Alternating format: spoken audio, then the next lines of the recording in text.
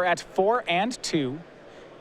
See Sam over here on the right, blue-red twin. He is down a game, actually, to Todd, the Naya Company player. What you may not know about Todd, he's slowly stuck his way onto the SCG leaderboard here. You see 28th right now. I know a goal of his is to make the Players' Championship in 2016, so doing some work right now.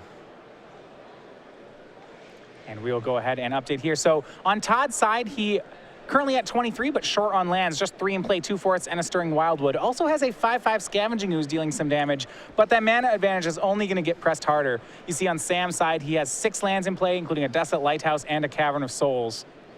It's where he wants to be. See Todd going to combat. Sam's going to go ahead and Deceiver Exarch tapping down Scavenging Ooze.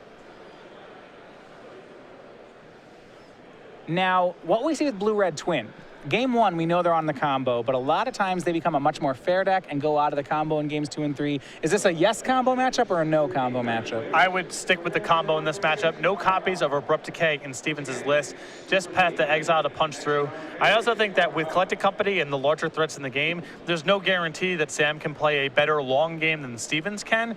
So I would stick to my guns. And, you know, you want more creature removal, obviously, but I would keep the combo in. Yeah, to that effect, Sam has kept a lot of his even offensive counterspells in the deck. You see a Dispel in his hand. That's certainly, to me, I think I agree. If you have Dispels, I think it means you want to be protecting the combo. Yeah, he's just trying to punch through. He knows that Stevens is going to be interacting at instant speed if he can. With Path to Exile, most notably maybe other removal in his sideboard. So if he's got Dispel in the deck, when the deck's full of creatures, indicates to me, like you said, probably sticking with the combo. Saw there, nothing going for Sam. He just played a land and passed back. On Todd's side is a swing of 2 Scavenging Oozes. Sam can block the 2/2, but he'll take damage off the 5/5. And looks like he's going to go ahead and try to kill the 5/5. He's got a pair of Lightning Bolts to go with his Dispel in hand, so he's going to go ahead and double shoot the Ooze. That will succeed. So Sam avoiding taking damage right now, his 1/4 holding off the Scavenging Ooze. Fortunately for him, that Ooze he put in the graveyard is the only creature there, so Todd not able to break through the Deceiver Exarch just yet.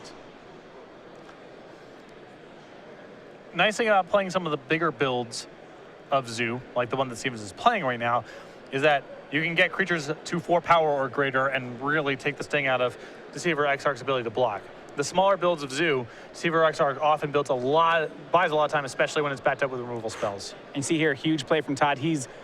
After combat, he fetched for Sacred Foundry. That's his first red source. He went ahead and is going to point a Lightning Bolt to try to finish off the Deceiver Exarch, and that will force the Dispel out of Sam Pardee. Last card in Sam's hand, just a basic island. He'll draw and pass. Was not able to loot last turn as that Dispel left him short for Desolate Lighthouse. Yep, and Sam is definitely on the hunt now for Splinter Twin. Not clear how much he's going to be able to hold off this game for much longer. Steven's going to start applying a lot of pressure. He's got the Wildwood available as well. Scavenging Ooze, spells left over in hand. Yeah, it's interesting. So do you think, you see a swing here of Scavenging Ooze, whether or not Sam can actually afford to block here? So it looks like he's going to block.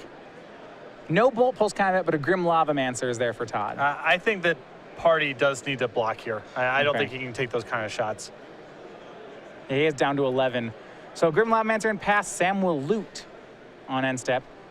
Looking, of course, for Splinter Twin. I'm sure he'd take something like Snapcaster Mage. He's at the stage of the game where the combo should end it on the spot, but a lot of his most powerful blue cards pulls him to be ahead in the game. Yeah, between that loot and draw last turn, I think he's found a lot of gas. Both Is It Charm and I believe Snapcaster Mage have been picked up. And you see Stevens last turn, he could have ate his Scavenging Ooze in the graveyard with the Scavenging Ooze. It would have tapped him out. I think Stevens is committed to leaving up at least 1 green mana to mess up cards like Snapcaster Mage. You see Sam passes on end step. Todd will go ahead and take the Dispel out of the graveyard. And Pyroclasm with it. And we'll see what else he picks. 3 Lightning Bolts. It'll take him a while to get through those. I believe Sam's yard has 3 bolts, a Serum Visions, and a slew of lands. And when he goes for the last card, now Sam's going to go ahead and play Snapcaster Mage with Lightning Bolt to take care of Scavenging Ooze. Yep. And Pardee's graveyard seems so stocked to me that I think if I was in Stevens' spot, I would rather just leave the 1 mana up rather than try to attack the graveyard. I have to incline to agree there. We go back to Todd's turn. He's still stuck on 4 lands, but he's going to go ahead and play Tarmogoyf here. We have instant sorcery land creature in the graveyard. So the big 4. Nothing extra, though, so I believe we have a 4/5 Tarmogoyf.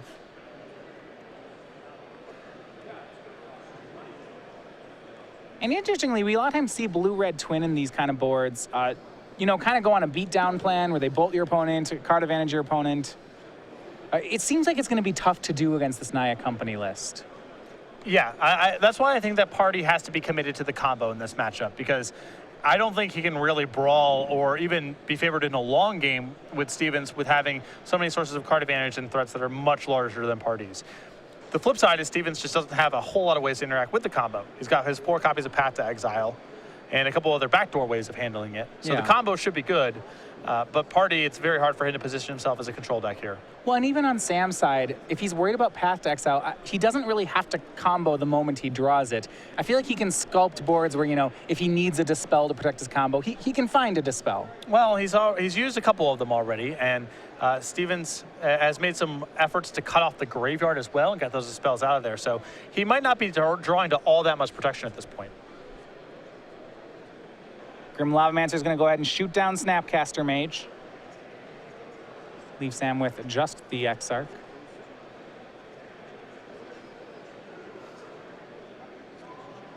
And we're looking at Sam. Looks like he's going to go ahead and Is It Charm away the Grim Lavamancer. So keep things pretty clean. And he'll pass back to Todd. Sam doing a good job of making sure to leave up Desolate Lighthouse as he treads water here. But no permanent answer for the Tarmogoyf, at least not yet. Or maybe he's going to go swing with Tarmogoyf. Sam will cast Snapcaster Mage and block. That frees up a Lightning Bolt to take care of the Tarmogoyf. Yep, I have to imagine that was targeted off the Snapcaster, because now the Goyf has 2 damage on it. But for Todd, no shortage of large creatures. It's going to be Knight of the Reliquary and a 5th land. And Sam will finish off the Goyf, but now he has a Knight problem that he has to take care of. And that's kind of what you're mentioning when you say Naya's just its creatures are a little too big for him to deal with. You know, once Sam gets one, it doesn't seem too hard for Todd to just play another. Yep, and that's often a tilt for how Twin wants to approach some of these matchups. When Deceiver Exarch is an eligible blocker, then you can be a little bit more controlling. You have more time. Here, because of the size of Stevens' creatures, the fact that Exarch doesn't block effectively means that Pardee really has to focus on comboing out and being as aggressive assembling the combo as he can. Yeah, I suppose it can block Stirring Wildwood right now, but that's about it. And Stevens has plenty of stuff to do with his mana if he, you know, once the Exarch is up like that. All right, well, for Sam, it was a main phase loot, and then an end step fetch for Todd. 1 tap. We'll get a size check on that Knight in just a second here. Almost certainly big enough to swing through the Exarch. I believe it's going to be a 2-turn clock.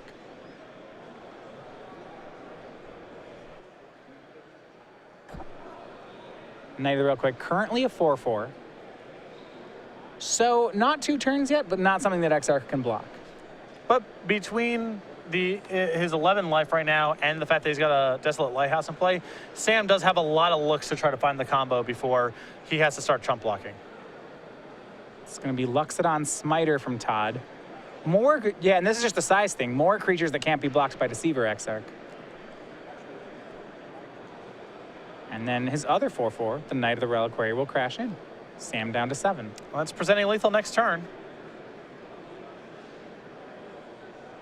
And I don't suppose Sam can actually, he can't jump block with the Exarch if he wants to be setting up his combo. Well, at that point, he has to be doing some, you know, Cryptic Command into X sort of shenanigans to stay alive.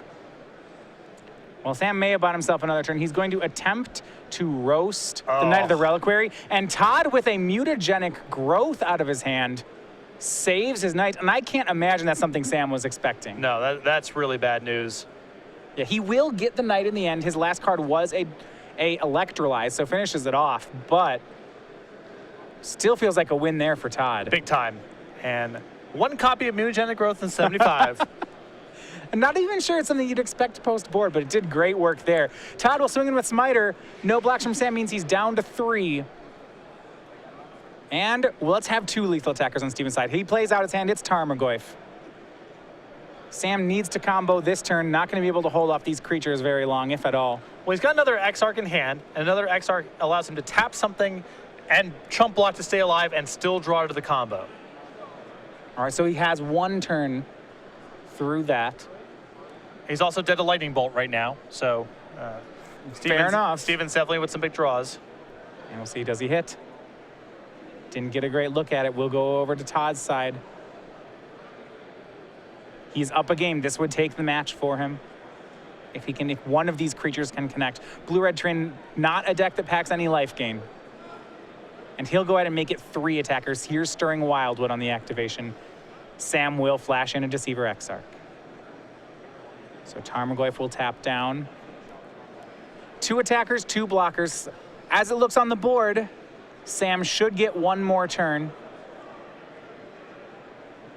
Todd will swing the team. Sam will block the team. So Exarch hits the bin. And here's a big loot from Sam Pardee. Gets a draw. Either needs a Splinter Twin now, or with a land, he could get 1 more look at 1. Yeah, but he's running out of the ability to chump block. I mean, another Exarch basically allows him to redo that turn. Sure, yeah, that would work. He will Desolate Lighthouse 1 more time.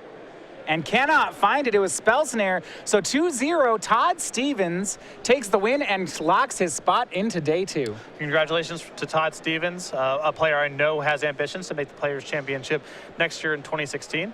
And off to an excellent start here, locking up a spot in the second day. And Sam Pardee now back against the wall for the next round. Yeah, this is a big win for Todd here. We've just are starting to see him on the Open Series, and Sam Pardee in his own right is really one of the best players in the room today. For Todd, he's got to be happy with this start. It's a great way to lock his spot in day 2. Yeah, matchup